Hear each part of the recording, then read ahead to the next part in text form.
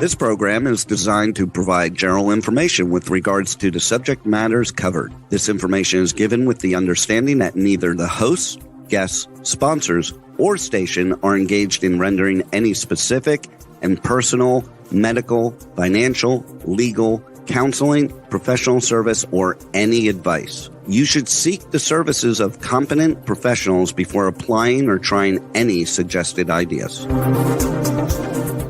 Welcome to Behind the Scenes, for your half-assed entertainment news with no bullshit, with our hosts, Summer Helene and Bear Fiorda, only on Talk 4 Media.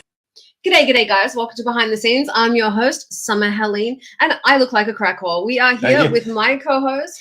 I'm so pink and so trashed right now. That doesn't make you a crack whore. Do you take crack? No. Do you sell your body for crack? No. Okay. I sell my body for Chanel. That's not the same. How so? You buy me Chanel and I sleep with you sometimes. But that's not sometimes. That's not really not the proper sometimes. Exchange though. You know what I mean? Like, that's not how it works. That's true. I get far more Chanel than you do booty. You buy me a That's lot also of stuff. true. I'm just saying. Your hair looks terrible. What Your did you hair do? looks That looks, terrible. look at me. That looks terrible. No, stop. No, come here. That looks terrible. You look like a balding old man. Like, that was the worst hairdo you've ever. He has stylists that usually do him. He didn't get done because he's supposed to be for the growing. radio show? Yeah, it's not good. All He's right, supposed to have stylists do him for these events. He did not get done. You're not getting due. We're not. This is our show.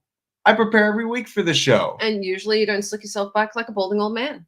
Oh, balding old man. That's okay. I'm just representing what I'm going to look like when I'm 80. So I got to tell you guys, as you can see, after the laser treatment, I'm still red. My natural color comes in about here. Yep. So for the show tonight, I'm wearing a dress that comes up here to cover. Yeah, you want to show that off? I'm pretty pink still, but my skin looks really good.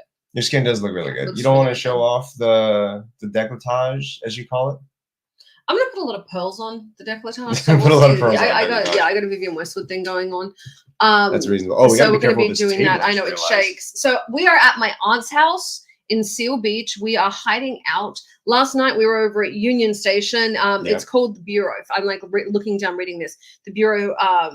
It was Los Angeles Fashion Week powered by Bureau. Okay. Tonight we have Art Hearts, I believe. Yeah. Bear is walking for Alexis Monsanto. Yes, Alexis Monsanto will be walking his show, I'll be in his showing, I should say. But the whole show itself is at Los Angeles Fashion Week, powered by Art Hearts. And then on Saturday, you're going to be at LA Fashion Closet.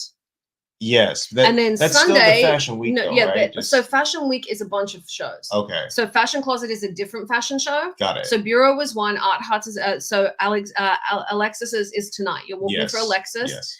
And then you have I'm like reading this to you guys. We're just trying to make sure we got all our ducks in the line. LA Fashion Closet on Saturday. Mm-hmm. And then on Sunday, Derulo is going to be there. Vivica Fox is going to be there. Akon, Paula Abdul, Dennis Quaid, and that one's for the fashion powered by For the Stars by Jacob. That one I'm really looking forward to. Jacob Myers, great designer. He's worked for some of the biggest people out there. I'm very happy actually to be excited like about you. I'm excited about you working with Alexis tonight. Okay. Because you haven't walked for him before. No. It's a very different look. Because the one thing with this guy is he's very how do you want to put this? Very it's very surrealist, and Bear usually does brutalist. The modeling they put him in because he's a fighter is this brutalist modeling. Yeah, like really strong, hard look. And this guy was like, no, this is a hard looking dude. And so he's like, I'm putting him in softer. So he's actually wearing pink. I'll show you all. It looks really good. Yeah, I got a nice kind of, they call it a dusty rose, but I got like a pink suit. It's all based around pastel colors. And they're doing something up here with my face as far as the makeup goes. A merman thing. A merman. Yeah, it's all. I'm a merman, Dad. Like pearls a merman. It's all pearls. Where's that from? Zoolander. He turned around. He's like, I'm a merman. That's You're what it is. So at my aunt's in Seal Beach, we're hanging out there. And then we're going to go see Bear's manager tonight. She put together a great show. And then Moniece and Ike stole the show last night over at Art Hearts. We were at Bureau. They're over at Art Hearts. And they came in protest. So all of these main designers, for those that don't know fashion, I'm going to make you suffer for a minute. Okay. All of the big designers keep changing creative directors between themselves. So Balenciaga is now like Louis Vuitton's now at Chanel. This is why everything looks the same. Although Balenciaga did that weird bondage bear stuff. We can go away from that. Wait, once you make chip packets into wallets, I'm done. Or they're doing Like honestly, the best Balenciaga was the Kanye era. But and then I scratched the crap out of my phone. He also makes really with good this purse. sneakers. He does. He loves his in-laws. Yeah, listen, I understand the price point is there, but they are the most comfortable sneaker I've ever had in my life. So if you guys have the option to get a pair of Yeezys, I would definitely go for He's it. training in them. They're his training shoes. They are my training shoe. By the Most way, people wear them to look good. He's worried about what he can run in. can I show them the other shoes I got? Oh, you want to show? So today, Bear goes in and he goes to buy me a pair of tennis shoes. I broke my back. I broke a few vertebrae. I can't wear heels. So he goes to this place, Sophisticated Sneaker. It's right near where his manager is. So he runs in to get that. His manager suggested it. And he got me these super cute Sambas that match my purse. So I have a Coach purse, Sambas, and a Tiffany necklace. He basically bought me the white girl starter pack to bribe me into wearing these sneakers. And they're super comfortable. Well, he went in and he was chatting with like some of his friends online and on Discord and everything. And the guy saw him. And I guess the guy was like, hey, you stream? And he's like, I'll make you a deal. Give me a shout out and I'll give you the Jordans. I mean, he still had to pay for my shoes, totally worth it. But he got these Jordans and Bear is in love with them. He's never been a sneaker guy. I actually think he's going to go broke trying to get sneakers now. This is the most comfortable shoe I've ever had in my life. These are, I just realized we have green screen on stuff. Where you see no color, it's blue. No, these are Space Jam 11s, I think. Someone just corrected me on a live stream a minute ago, but these are the most comfortable shoe I've ever gotten. I thought you said the Yeezys were. They're, you know what? It's a mixture of both. Why not? I think he's just never had comfortable sneakers. I've never had. I bought a lot of my shoes from Walmart consistently, a lot. But hang on, and there's nothing wrong with that. That's just where I get my shoes. You went to Walmart. For me, you went to a specialty sneaker store to try and get me out of heels.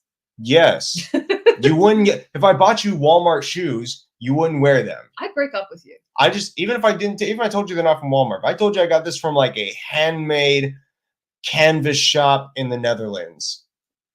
I really do like the Sambas. They're really kind of all over Instagram right now. They're a very good shoe. If you wear them and they're comfortable, great. That's all I care about. I'm so pink. But we've been derailed 3 times, and we need to talk about what's going on in Hollywood today. Aside from Fashion Week, that's pretty much all you guys care about right now. Oh, all I care about is Fashion Week. I like fashion. Fashion Week takes over all the entertainment world. So it does for 2 times a year. Yeah, no, 4. 4 times a year. It's spring, summer. Right now, we're going into the spring fashions. So everything we're seeing is what's coming out for spring. In the winter. Yeah. Oh, right. We have to be ahead of time. It's ahead, so it's a show of what's coming out for next, for next season. Mm-hmm. And so hence you're in all those spring colors. That's yeah, the point of that. And so it was a fantastic show. The Bureau is wonderful. If you guys can check it out. We'll be at Art Huts tonight if you're going to be there. Mm-hmm. We'll be at LA Fashion Closet Saturday, and we will be at For the Stars on Sunday, and Bear is walking for all of them. Yes. But Moniz from Love and Hip Hop and Ike Catcher, who is Mr. Muscle Beach. He's the king of Muscle Beach. King of Muscle Beach. He's also in one of our upcoming TV shows. Yeah. Now, I got to tell you, Bear is 6'1". Like, I come up to I'm not a tiny human. I weigh 200 pounds. I'm 6'1". Ike is 6'9", 250 pounds, and he's totally jacked. I love the two of them together. They get on great, but Bear looks like Polly Pocket next to this guy. Like, I told him you last look like night his pocket chihuahua. Like, when I look at him straight on, I'm looking at his chest, like his nipples matching my eyeball. It's not fair. I don't like people who are 8 inches taller than me. It's but I thought you got along great with him. We still get on. Listen, his size is my only problem with him. So personality, you love him. He's a great human being. I love his training. I love his ethics. I love his as a person. Great communicator. Great conversationalist. I hate that he's so much taller than me. I think that's called jealousy. No, it might be. But looking up at him is not fair. I'm a fully formed human adult male. I should not have to look up. That is because most people have to look up at Bear. The most that Bear usually has to do is make eye contact with someone. He doesn't have to look up at people. I think Ike is one of the few people you genuinely have to look up at. I'm just saying it's not what I want for my life. So hang on now. No, we got Alexis and I manage Bear together. You do. Yep, that's my manager in the comments, Yana. Thank you for tuning in. By the way, appreciate you. Yana is the one that set Bear up at Fashion Week. So if you guys see him and he has pearls stuck in his beard, you can blame Yana. Yeah, I wonder how they're gonna maybe down this way, but not in the beard. They know that they're not gonna be like, oh, beard, super glue. Yeah, they don't care about the next show or what you have to do. Everyone's only concerned with their show. Considering he told me that I should keep the beard, I would imagine he wouldn't want to cover it up. That's my thought process. Oh, we said you could. We gotta do my chest too. We gotta take some trimmings off the chest. I'm gonna shave him like a little baby girl. You're not. Baby seal. Baby seals have hair. Okay. I will trim you like a little baby seal. I know they have hair, but you're saying it in a way that makes me think you're still gonna try to make me bald. I don't know what you're talking about. Mm-hmm. Can I You look carve quite an nice S? today, by the way. Thank you. Can I carve an S into your chest? You I cannot gotta tell you, carve an I'm S into still my red chest. from my laser. I'm in my nightgown because I'm in my aunt's kitchen, and I put a coat over it. I was like, no one's gonna be able to tell. I'm like, I can tell, and I thought I had You a push know, up in but it. they wouldn't have known unless you said anything. It's definitely a nightgown though. Well, they've seen me in the nightgown before. It's a pretty good outfit. Thank you. So I will say though, it's definitely a lot. It's definitely a lot. So Ike and Moniece. Right. So you have the Stole the lady show from, you have the yesterday. star from Love and Hip Hop, and you have King of Muscle Beach. Beach. And so Yana walks in with them, right? Yes. She manages them. She brings them in.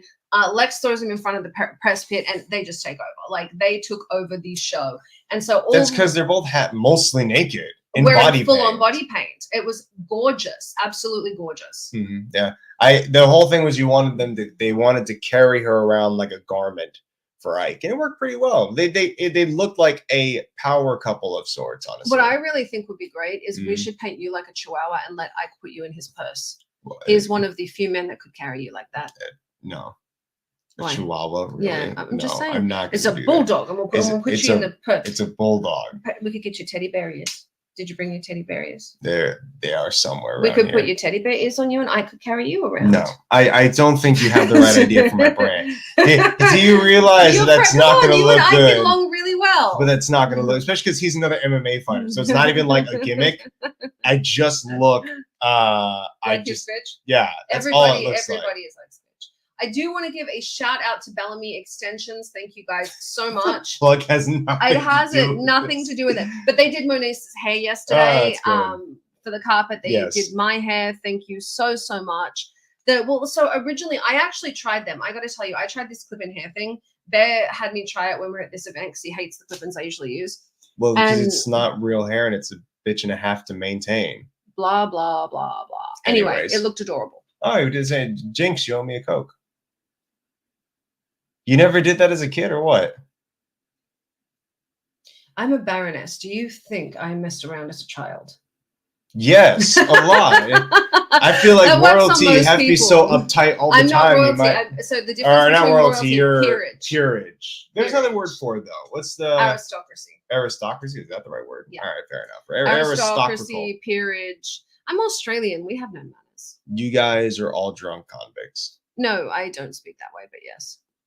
I would like to go to Fashion Week, but I haven't got the time. You should always go. So if you get a chance to go to Fashion Week, I'm always going to tell everyone this. If you get a chance to go. It's one of those things you should do in your lifetime. And if you do, track down Yana. Seriously. She's a person just to go in there and have done it. Yeah. So, but the reason I say this is understanding these designers, seeing what's coming is a singularly unique experience. I mean, you find the social climbers, you find the weirdos, you find the guys in pearl face paint. But at least for tonight. But in general, I like that. The only problem I have is I'm sick of seeing the fat ass models. But you learn why. I hate. But you learn why it's necessary. I have a personal problem. So for those that don't know, many cheeseburgers ago, I was a Victoria's Secret model. Turns out I'm kind of a bitch. Are you okay? Yeah, I'm fine. Go ahead. Many cheeseburgers. Like that one, did you? Yes. Turns out I'm kind of a bitch. So being in front of the camera, yes. You are going to end up really broke if you piss me off today. I need more stuff. Oh my god! No, I'm kidding. All right, so you didn't like being in front of the camera. I don't like people touching me. I don't like people talking to me. I don't like having to be nice to people I don't like, and I don't have the ability to pretend to like people I don't. I'm very specific in who I work with. I work with Yana. I work with Alexis because they're my friends. Yeah. And that sounds terrible, but it's not a nepotistic thing. I am very Australian. If I don't like you, you know it. That's it. Like I don't fucking care. I think that's it's a very European mentality though. I think Americans, we tend to put a lot of nicing on conversations. We don't want to necessarily upset the other person. I find that for many European countries, they'll tell you really, especially you and German people and Australian people, very just blunt to the point of insulting. I just look at it this way. I was a wonderful model. I was spectacular as a model. Yes. But when I modeled, I put the work in. I maintained the body. I maintained The hair, I maintained everything they asked me to do. No tattoos, no gaining weight, no body. I wouldn't have got tattoos anyway, but you get the point. Yeah. And now I'm seeing these girls that are fat, short, and tattooed on the runway. And I'm kind of like, well, why the hell did I put in all this work? They want unique models for the high fashion. Because No, what if there are women out there who freeze. have High fashion, no. High fashion is supposed to be 5'10", slender, no hip. They're a hanger for the clothes. I did underwear because I have a little waist and a big booty. Okay, boomer, you got to get with the times. And my issue is they're putting chicks like Tess Holiday. Like Tess Yeah, Holiday. Like when you say plus size, like there's this Ashley. She's a high fashion model. She's a size 12. Mhm. She's almost 6 foot tall. Absolutely stunning. I have no problem with her on the runway. She's healthy. She's fit. She's just not thin. I have no problem with that. Yeah. My problem is when you put some fat chick out there going, yay, health at every size. No, it's not. The people that are leading the fat community are dying, and there is a damn good reason for it. Yeah. There is no such thing as health at every size. And get the hell out of my industry. Like, I don't want to see fat models. But they're there because at the end of the day, fashion is still a business, and they have to sell products. It's the bullshit activism that I don't like. But I don't like the bullshit activism. But we're talking about the fashion world. We're talking just like runway shows. They have to make money, and there's an entire market out there that you're neglecting if you only ever show your models as beautiful, unattainable. Okay, they can go bodies. to Torrid. They can go to Torrid. They have their. I'm not saying like. My problem is I'm not saying don't make the clothing in every size. I'm saying that you are doing a disservice to the designers when you have some fat lumpy chick with their clothes lying on. The clothes don't look good. A model is the hanger for the clothes. I understand that. I'm kind of fat and lumpy right now. Yeah, but you're an influencer, so nobody cares. So what if Tess Holiday is an influencer? No, she's also going to die in her 40s. Yeah. That's not the point. Okay, whatever. Let's go ahead and you want to do that? Okay, we'll bring Jordan Matter on so I stop complaining about fat activism. Welcome to the show, Jordan. Hey guys, how are you? Good. How do you like all the model talk so far? She's not wrong. Yeah, wait. They took over Fashion Week. Have you seen the models at Fashion Week? I'm not paying attention. I did so much photography over the years that I just kind of stepped back from it. I'm not a big fashion industry fan. Nobody is. The fashion industry sucks. No offense. Like you paid me lots of money, but God, you guys suck.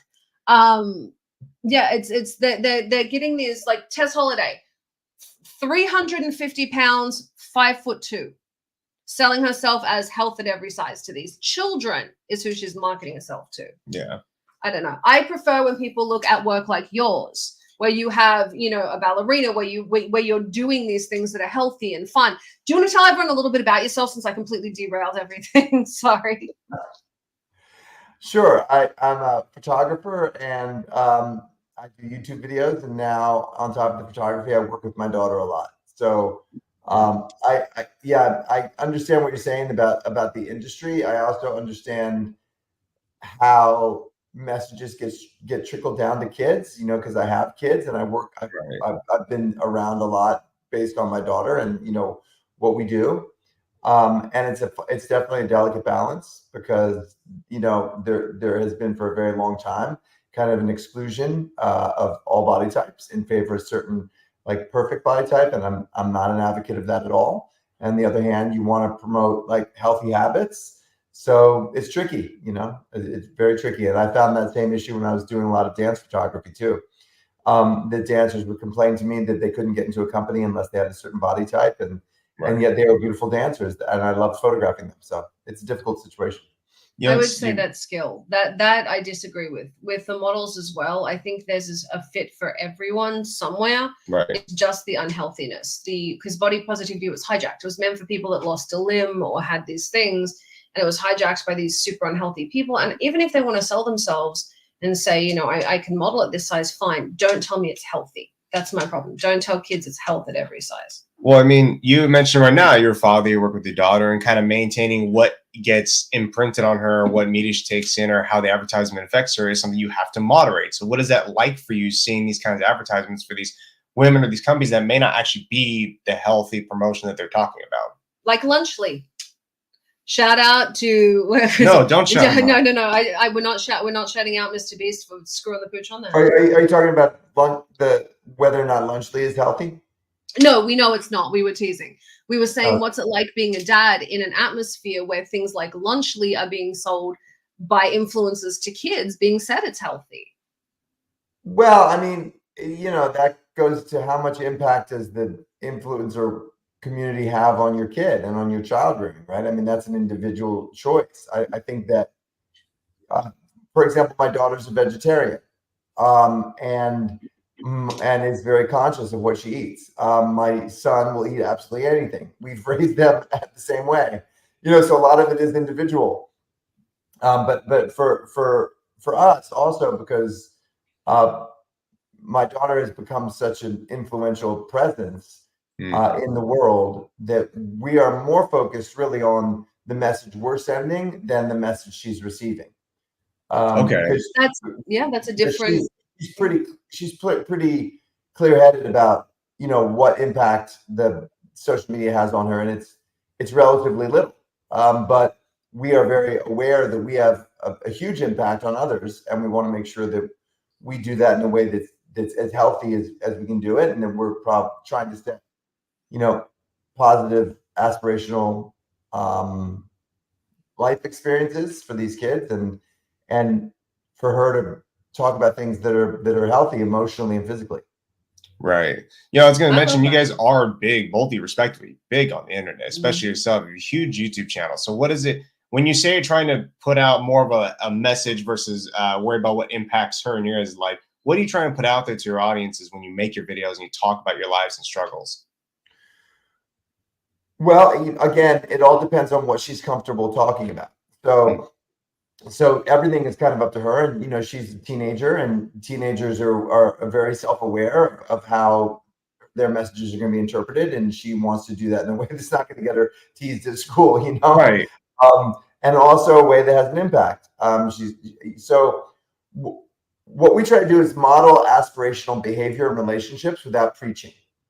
So we'll mention briefly that she's a vegetarian. We'll talk about how all the gifts are in recycled, gift wrapping paper. Maybe you should try it too. And we talk about the health of the planet and also about her perspective on life and everything. But we don't do it in a preachy way, because that's not really her style, and also because that's when you start to lose influence. I think the more you hammer things home, the less likely people are to actually receive those messages. The more you kind of wrap them in entertainment and make them fun to watch, the more likely it is that they're going to actually absorb the message. So we try to kind of moderate what we're trying to get across with an entertaining aspect. And the way we do videos is usually we have two layers going on. So when I'm talking, it's to the parents, and when Salish is talking, it's to the kids. So that we have two messages at the same time. I'm saying, hey, don't grow up so quickly. She's saying, all right, parents are cringe. So we both have our own audiences. I like that makes sense. And I actually appreciate that. You just taught me a very valuable lesson. Stop yelling that I hate fat activism and make it funnier or be nice about. Okay. I actually appreciate that. I'm gonna take that lesson, and you all should too. Remember, when you're marketing, that is actually the most important thing. And if you want to look at people that market themselves well, these are the people to look at. I think everyone keeps a handful of Dale Carnegie's How to Win Friends and Influence People in their lives. Jordan, you absolutely aced Dale Carnegie's with that one. I love it. So you got into doing this. You are a photographer. How did you get into photography? I mean, that's a very, very difficult area to get into. Yeah, everything I've done is difficult, but everything worth doing is, right. And YouTube is no easy shakes either. Yep. like there's 60 million active accounts right now. The way I got into photography is I was with my fiance, who became my wife, and we biked up a long mountain, and I decided to take a photo of her at that horizon. I didn't know how to take the photo. So on the way down, I thought maybe I was a frustrated actor at the time in New York working as a waiter, and I thought maybe I should take some photography lessons. And then in that moment, I kind of had that doubt, like, why would I do this? There's already 100,000 of them in New York alone. Why should I try? I don't know anything. And my wife said, you should try it. You never know what might happen. So I took all my savings and I put it into one photography class, black and white printing class. And it became a hallelujah moment when I saw the printer come up and the developer. I realized, oh, I feel in a way about this I've never felt before. And I had been a college baseball player, and then I had been an actor. Yeah, I'd been on Broadway, and but I still felt like I didn't have a passion compared to how I felt about photography. So from that moment on, I really started pursuing it. So you were a baseball player, almost impossible in college. You were an actor and now have a huge following, almost impossible to get. You're a YouTuber, have a huge following, almost impossible to get, and a successful photographer. You need to write a book on how to do things nobody can, because you've done this again and again. I mean, you're not talking about striking gold once. Right. You're talking about hitting the impossible repeatedly. How did you do that? Well, when you put it that way, that's pretty cool to hear it that way. I just look at it like just think of day to day, But I'd say that the main thing is consistency. I think it's all about consistency in the end of the day. I mean, when it comes to YouTube, for example, we've committed to posting every Saturday morning, 7 a.m., and we don't miss. And that's exhausting because we have, these productions are big. They're not small productions. They take a lot of time, effort. We have multiple audio tracks. We have 4 cameras rolling. We shoot on a Sunday and post the following Saturday. An editing team is up all night, and we have to come up with concepts while we're editing. So it's not like a vlog where you pick up the camera and go, "Yo, we're gonna have pancakes today." These are productions. We're competing again. As a matter of fact, I saw a stat recently, which was really interesting, where our average video has 5x more views than the season finale of The Bachelor. And wow, that's great, man. Has become a network. It's the new. We are all networks, and YouTube is watched more than Netflix or HBO or Hulu or anything on television. So the fact that we've stayed consistent while also keeping the consistency of our quality also is probably the main reason why we're successful. And the second reason is to make it personal. And that's what I did in photography. I made very personal, intimate imagery, and I was very consistent. I never stopped. So I feel like if you can keep it personal, so make it true to yourself, and you also don't stop, don't give up, and you keep going and you stay consistent, I think you have a much greater chance of success. When I'm going to say this, I'm going to interrupt. I did a TED talk a couple of years ago, and it was called, and it was basically the entire concept is you're going to eat shit. You got to get back up, like how to get back off the floor. It was probably the most foul-mouthed TED talk they've ever had. It did quite well, but it was, so I did this TED talk, and it was all about getting back up. And the one thing, and if you don't mind, in my next one, I'm quoting you, because that was the phrase I'm looking for. It's the consistency, the stick-to-itiveness that people don't have. Once they fail once, it disheartens them rather than getting back up and carrying on. And that ability to get back up, because you are going to hit that wall, you are going to fail, you are going to have those problems. That ability to get back on is something that people don't have, that strength. And there's another aspect to it though, is that you have to have a belief. Like you can't manufacture or fake that belief. So if you find yourself going down a path where you don't truly believe in yourself, it's a lot harder to get back up than if you found a path that you're super excited about and you kind of can't imagine not doing it. And so I think part of what I've done is I've found paths that I believe in and that excite me. But it's really, really important to find the thing that excites you. And like, if you've always been expected to be an attorney and you don't want to be an attorney, but your parents do, and then you get knocked down, you're not going to want to get back up because you never wanted to do it to begin with. The saddest part to me is when people know they have a passion, it's something they want to do, and either they give up too quickly or they never pursue it for any number of reasons. When I started really pursuing photography, when I started pursuing it in a way that allowed me to reach this level, which is to go for art, creative photography, and to make books, and it wasn't just headshots. I already had 2 kids when I started doing that. And I would have to make a choice. Like I would do my day job, which was headshots. And then I would either go home and hang out with my family, or I would go to now work on my passion project, which ended up becoming best-selling books, which then launched the YouTube career, which is why I'm talking to you. But I had to choose this thing nobody wanted me to do, nobody was talking about, nobody was watching, for years to build it to the point where it became a book, or abandon that, just keep my day job, then go home and spend time with my family. And that's not an easy decision. I'm sympathetic to anybody who's struggling with that. I've got a job already, and I'm already missing my kids most of the day, my family. I'm not going to take on another responsibility and then miss the rest of it. I get it. But if you don't take on that responsibility, you might end up not being happy as a parent, or not being happy as a partner, because you feel unfulfilled. You're So also it's- not teaching your children to go for their dreams. You have very clearly taught your children. I mean, look, you have a show with your daughter. Like, you have taught your children to shoot for the stars. And that's not something parents say that, but you have actively taught your children that. And that's a very different lesson than most people. And then once you teach that lesson, you kind of like, you have to abide by it. And then it's like, then you create a Frankenstein. So for example, I work with my daughter. I talk about her a lot. She's 14. She's like, other than the fact that she's become super recognizable, she's actually a pretty normal kid. She goes to regular high school. She does gymnastics at night. She only does YouTube 1 day a week. The other 6 days, she's a normal kid living a normal life. My son, however, is a fully passionate YouTuber who's 18, who dropped out of high school, who has no interest in college, and has put all his eggs in the YouTube basket because he's going for his dream, which is kind of the lesson he learned. But now as a parent, I'm like, oh man, like You're watching it happen. There's 60 million channels out there, and maybe a few thousand of them are successful enough to have a real serious career. So it's a maybe more than a few thousand, but no more than 100,000 people who are like really killing it. So those odds are not that high.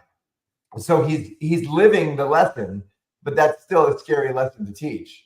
I think it's easier for you to do it than watch your children do it. It's hanging off That's that true. level. Yeah. Right. And just as we're talking about this and what it's like to be in difficult industries, I'm going to explain from my end, when people come in and ask me, hey, what's it like to be a professional fighter? How do I fight like this guy or that girl? How do I make it? We always tell them a kind of blanket answer of, it's going to take all your time and effort. You're going to have to turn away your girlfriend's dinner night. You can't go to events with the family. It's going to have a side job. But the real answer that I would tell people, if it's being true, is that you have to be willing to risk permanent injury and brain damage when you're 40 to make it in this industry. To really make it, that's what you have to risk. So what's something, as far as being a YouTube creator or photographer, that people really have to risk I do want him to make it? I want to hear that. Wow. Well, most YouTubers are young, and they're not taking into account like a lot of the responsibilities that I just discussed, because they don't have any yet. The risk, I would say, is, I mean, that's a more intense risk. Brain damage is serious. For this, I'd say it's much more about your own. When you put yourself out online, there's a lot of risk that comes to that in terms of your emotional well-being. Anything from people find out where you live, and that can be scary. They can get obsessed. More to you have no control over the narrative, and people assume they know you, and then they assume they understand what's motivating you, and they have opinions about you that can be hurtful, and it's hard to read. And I know for me, it bums me out when I read negative things about, people assuming they know nothing about me. I think it's probably even harder when you're younger and you don't have that foundation, that stability, and that experience. Oh. So I'd say that's the biggest risk, because you got to, like if you're doing it because you want the positive feedback that will then make you feel good about yourself because you have a void in there that you need to fill. If that's your motivation, you might end up doing yourself more damage because you're going to get more hate. At some point, it comes to everyone. If you feel pretty secure in yourself, then the lesson you're learning is that you have resolve, and then that's healthy. But you do set yourself up for it, and that's no joke. I've watched sailors go through it, and it's a constant conversation we have. Like, is this net positive for her? Because there's so many opportunities, and she's going to have money put away for her, and all that stuff. But on the other hand, also she's a kid living a life. And now that life is being watched by millions, and people have opinions on it, and that's not easy. I'm just saying, whenever you guys want a reality show, I know I offered your show for Amazon before. Whenever you guys want a reality show, I got you. And when you write your book, dibs on the docu. Okay, the book. I'm telling you, the reality show Salish she has no interest. Like she has very little interest in being recognizable. That's the one thing. Like, I'd like to go to an amusement park and have no one notice me. That's my dream. But I also love doing YouTube and I enjoy all the benefits. I just don't necessarily enjoy the. I've got to tell you guys here, this is a man that puts his money where his mouth is. We actually offered him an Amazon reality show for him and his family. And so when I say when someone's saying they're putting their kids first, taking this into account and doing all of that, if you want to be in this, don't be like the mummy bloggers. This is the person to copy. This is the person that's doing it right. There are not many people that will be like, hey, do you want a show? No. That's true. That doesn't happen. My wife and I are on the same page here. We're pretty protective of her childhood.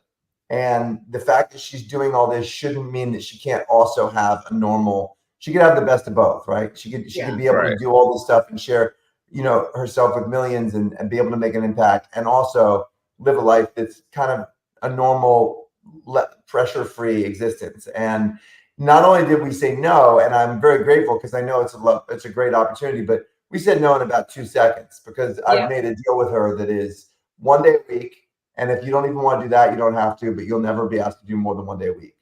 And well, if she ever decides she wants one, I got you. And I love that. I love that because you hear these parents all the time talk that and say, well, I'm doing this for my kid. How many of them do you know would turn down an Amazon show? Probably none that I know of. That's it. So I really, really respect that. But I get your docu. At least I get that when you write your book on how to succeed at everything no one can. You really do need to write that book.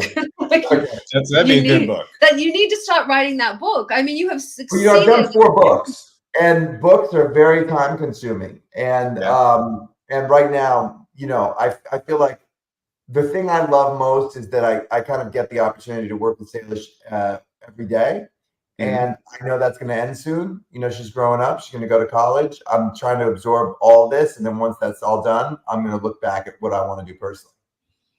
That now you bring that up, I'm actually curious because you do a lot of the content that geared towards kids as well when you use Sailor. What's it going to be like for those, I guess, that channel, that aspect of your channel when she's moved on or when she is in college? How do you think about gearing towards the kids? The channel was a photography channel before she showed up and it did really well. So I'll decide now what I want to do. I mean, I think that there'll be any number of options. We have a very big audience and we could convert that into anything, podcast, or photo challenges or something, a documentary, something I haven't even thought about yet. I love filmmaking. So we'll see. It's an incredible opportunity. Documentary. I got to tell you guys, there are very few people that have the ability to draw an audience that way. You guys write us all the time. You ask me about, how to get famous. That's what I do. I make people famous. He is somebody who took, if I could boil down what it takes, he did it. He did all of it. He did it on repeat in multiple areas and did it for his children. That is impossible. The person to watch is the person that succeeded. So I do encourage you all to go watch him. If somebody asked me how to become a famous MMA fighter, I'd send them to look at him. They want to know how to punch someone, he's fine. But fame. Like you have managed to bottle and do this on repeat, and you've managed to succeed in impossible industries repeatedly. So I think that says a great deal about your character and the fact that it hasn't corrupted you. It hasn't turned your head. It hasn't done any of that. You're a very singularly unique person. Why? How did Hollywood not pull you in? I mean, let's face it, Hollywood corrupts damn near everything, but not you. That's just a personal one. I thank you. We're in a great situation where we don't really need anybody. I mean, we have any offer that comes out is like, well, why would we need to do that when we have our own? We can just do whatever we want on our own production company. And we don't have to follow anybody's rules. Nobody owns our IP. We are averaging 250 million views a month. I mean, it's crazy. So at this moment, there is nothing. I mean, Salish honestly has turned down a couple of really massive offers, like massive, that actresses would die for. And she's turned them down. And I tell her what the offer is, and she decides. It's like, I want to be a kid. I want to go to school. I literally turned down the lead in a movie because she wants to go to school in high school rather than like move away for 6 weeks and film this thing. So So neither of us is starved for it. And I think that's part of it. I think especially for her appeal is she doesn't really care. Like she's just having fun hanging out with us. She doesn't really care about fame or money or anything. And I think there's an authenticity there that you can see. People who want it too badly are chasing it. It's kind of like a relationship. You know, like if you really want to date that person, you're probably not going to be able to because you're too desperate. But if you don't really care, all of a sudden they want to date you. And I think it's the same thing with fame too. Once you start chasing it too hard, people are like, oh, that's off-putting. So since neither of us, it's not our primary thing. Our primary thing is about like being together and also having a positive impact. And when you focus on the impact you want to have rather than on the results of that impact, then the results will follow, but the impact is real. So we always are like, what is the impact? Why are we doing this? And it's not for fame and it's not for money. Those things just happen to be great benefits. As we talk about it, I'm listening to you talk, especially when you reference your daughter. I'm kind of curious, I don't remember if you told us before, but what was it like when either she came to you or you made her the offer to join you in this and kind of watching her grow up in this lifestyle over the years? We never thought that she would be the one on camera. She was always super shy when she was younger, and it was COVID, you know, and me missing her and wanting to be able to work with her. And I had done some videos with my son, and we just put her in a video for fun. And then a second one, and both of them blew up. And we just realized that there was something specific and unique about the dynamic between a father and a daughter, which wasn't really being done on camera. And I kept asking her, I was like, do you want to do this? Is this something that's fun for you? And she would say yes. And then it's become a weekly thing. And the thing that I would tell her at first is like, look, don't get too attached to this. This is very fleeting. This is going to be gone in a minute, right? If you want to do it, let's do it and enjoy it, but it's going to be gone. And that's what I said when we first started. We saw her Instagram blowing up and everybody following her. Because I couldn't envision how this could become a long-term thing. Right. But it has become a long-term thing. And I think it's become a long-term thing partly because she was authentic from the beginning, never trying to perform. And it's all about relationships, you know, her relationship with me, her relationship with her brother, her relationship with her mother, and also mainly her relationship with her best friend, this boy Nadal, and how these relationships have informed the audience's perspective and perception of her in a way that makes them feel much more connected to her because they've gone through those relationships too. So I feel like all of that is why, and also why it stayed pretty healthy, because we focused on the relationships, not the fame, and we focused on what we can give back rather than what we're getting. I think that's the right thing. I always use Meghan Markle as the example, because I'm a monarchist and personally offended by her. Right. But she chases fame. She's not chasing anything but fame. And the audience feels that when people are fame hungry, it is very, very off-putting to the audience. Yeah, and that authenticity is very... And you can see it a lot in with content creators. You can just tell when, like, there was a moment where I introduced this thing on our channel called the Matter Cup, where we wanted to have a competition. I was like sick of what's the prize at the end. I was like, I just want to have a family competition. So I had this trophy behind my back and I didn't tell her. And I said, whoever wins gets the Matter Cup. She looked at that and she's like, oh my God, no, that's so cringe. No. And normally, if you're a YouTuber, you would cut that. And you'd say, okay, no, wait. You got to be excited, right? Because the audience needs to see that we really want to battle for the Matter Cup. But that's not who she is. So we left in the cringe part. And then that has become the whole narrative about the Matter Cup, is that she thinks it's cringe because anybody her age would actually think it's cringe. And it seems like a small thing, but it's actually huge, because allowing her to keep her authenticity and allowing her to dictate what she does and doesn't do on camera keeps her really relatable, because it's not an adult saying, hey, for views, pretend to be excited about this thing there's no way you would actually be excited about. Yeah. Because every kid understands that moment when I still get like that with my mom. Like, so you still do. You have those moments where you're like, my mother is, I introduce her. I'm like, this is Lady Robert Morris, and I'll introduce her, very proper, the whole thing. My mom's American. And I think cringe is the best way to put it. I still, as an adult, have those moments with my mom where my mom's like, oh, my daughter did this. I'm like, yeah, I'm 30. Yeah. But imagine if you're 14 and you're a freshman in high school and your dad is wearing a leotard on camera, right? And she's like, oh my God, like, please don't let my friends see this. And now her friends watch the videos. And so the whole thing is her main guiding force is I just don't want to get teased in high school. Yeah. So as a result, we cut anything that could be cringe, which keeps her from being cringe. It also can have an impact on views in a way that isn't necessarily great, but that doesn't matter because all that really matters is that she be comfortable with what we're creating, so she'll continue to want to create it. But that gets the excitement because you see so many parents. Like, do you remember that woman that was pushing her kid when their dog died? Yeah, she's like, cry for the that has set back all family channels. That moment, that was horrible. Yeah, but the level of one, narcissism, and two, disregard you have to have for your child's actual grief. And he's trying to tell her, I am crying. I know it's bad. I'm hurt, and she's more worried about the damn thumbnail. We've had actually a lot of family channels kind of take that really dark road. There was a couple a while ago that did there was the prank channel, the Unmanaged Woman. They like made up being in this whole mansion and everything for months. They were really in debt. And there's another couple that faked a miscarriage of their child at one point. And I just the one that was like the one that kept pranking their own kid till CPS got involved. Right. No, absolutely. It's terrible. And so I guess I'm saying from another family channel perspective, and maybe you don't see it that way, but I think a lot of people do see you guys as wholesome family content. What would you say as far as advice anyone who wants to try and start doing what you do?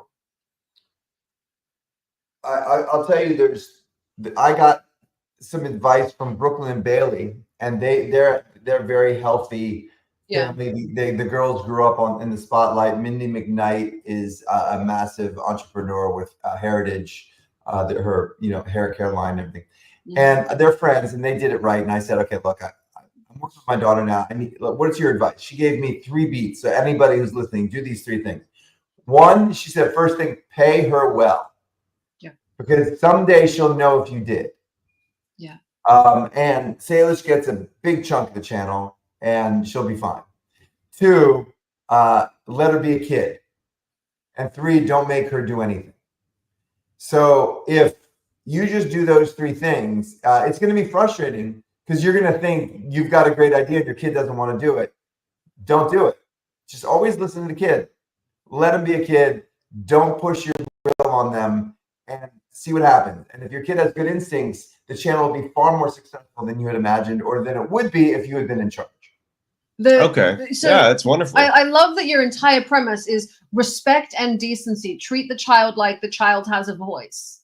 Well, treat the child like they're an equal. I mean, the thing is, like, one of the things about us is we talk to each other and always have as if she's not a child. And so that dynamic, I mean, I think that what we've modeled more than anything is kind of an aspirational relationship between parent and child. But what is aspirational, if you boil it down to it, is communication. It's not aspirational because I buy her things. It's because we have fun together. We went on a 4-hour drive a few weeks ago. She never grabbed her phone. That's off camera. We just talked for 4 straight hours and she didn't grab her phone. Same with my son. If you're a parent, hang out with your freaking kid, man. Like, this is the greatest time of your life right now.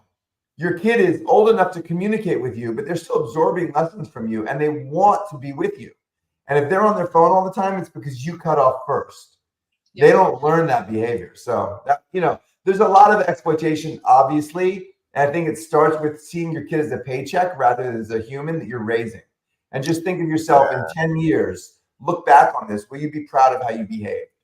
It's the difference between Britney Spears and Taylor Swift. And I hate to say it that way. Taylor Swift employs her whole family. Britney Spears was drained by her family. It's a very, very different experience. We have 3 minutes left. Tell everyone where to find you and follow you, because as much as they ask us for advice in Hollywood, I'm telling everyone follow you if they want to see how to do it right. Jordan Matter is my YouTube channel. My daughter does her own Instagram. That's Salish Matter. Excellent. Like very, very, very smooth and to the point. I like them. I think as well, you guys just said, you were right about saying is model like a parent-child relationship perfectly, because something you mentioned earlier, it's the kind of doing onto her that having general respect and treating her like an adult. I always like the philosophy of kids know how to be kids. They're born that way. They're going to age up that way. But if you don't show them what it's like to be a responsible adult or how to treat other people with respect, they're never going to pick that up themselves. Same thing you say, how you have to cut off the conversation for them to learn how to do that. You taught them that.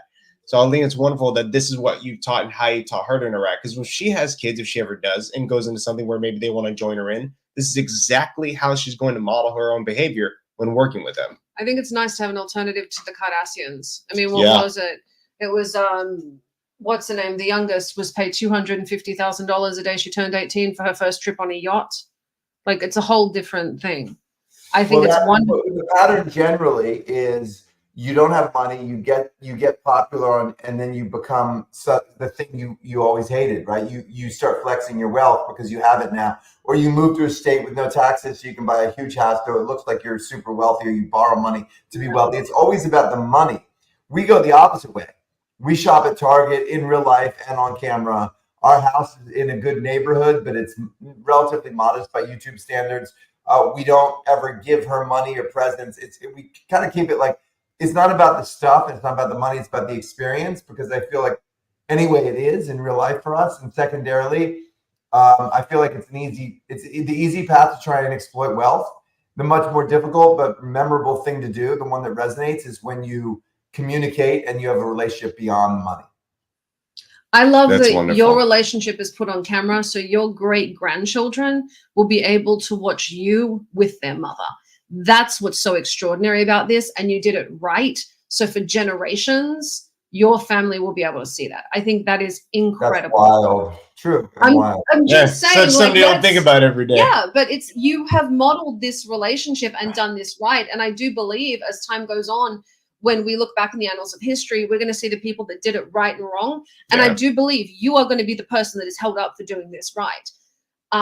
So like I said, you ever want to come to reality, if she ever changes her mind, you got to show. But I was so impressed with that. And that's why I told the audience, I was like, there are very few people that would do that, you know? And so it's so impressive to me that that's what comes first. That's why we have you on. We love to have you as a friend of the show. People are always asking us how to do what you do. And I can't give anything more to them than show them you on how to do this right. Thank you. So thank you so much for joining us, guys. Make sure you are following Jordan Matter. Yep. Do you want to give a shout out? Do you have anything coming out? Anything you want to say? All good. Oh, good. He's like, Right. yes, I don't care. Perfect. I'm telling you guys, I'm going to get the documentary on him. I'm going to. I am. You have to do a documentary. You are the only person that I have known that can do everything in impossible businesses all of the time. It's insane. You need to write a book here. All right. Calm down. I'm gushing. Calm Nobody can down. do that.